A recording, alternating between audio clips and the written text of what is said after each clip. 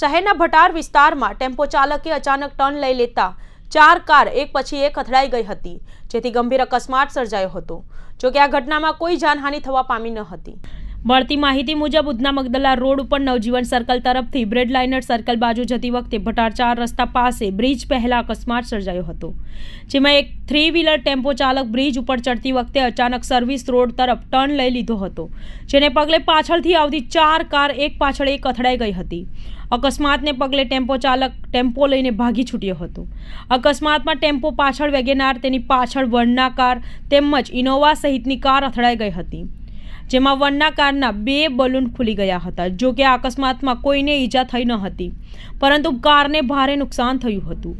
ઘટના પગલે ખટોદરા પોલીસે સ્થળે દોડી આવી ટ્રાફિક ઉપર કાબૂ મેળવ્યો હતો। જો કે કોઈએ પણ ફરિયાદ આપવા માટે ના પાડતા ફરિયાદ નોંધાઈ ન હતી।